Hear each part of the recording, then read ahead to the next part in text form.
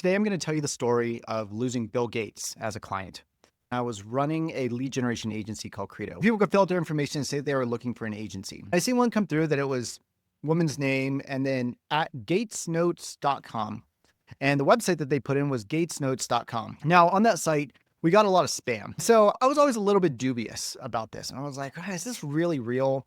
So I go and I put in the site and it's Bill Gates's personal blog. And I was like, there's no way. And then I went and I searched the person and I found them on LinkedIn and it was like managing editor at gatesnotes.com.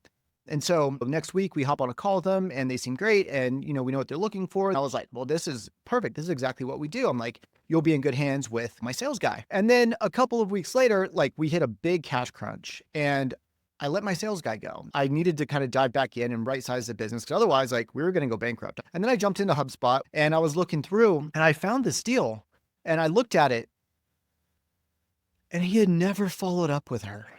If he's not doing it for Bill Gates, who else is he not doing it for? And is that part of why, things are feeling so hard right now? Like I had taken my eye off the ball. The lessons I learned were one, if it's a super important deal to your business, to your agency, even if you have a salesperson, even if you have like a qualifier or something like that, you need to still be involved in that until you're up to, honestly, probably millions a year in revenue. I abdicated, not delegated. And that came back to bite me. Delegate them to someone who is capable. Make sure that they're doing their job. But if something is really important to your business, it's an important deal, it's a big deal, something like that, you still need to be involved in that deal because you're the one that they trust.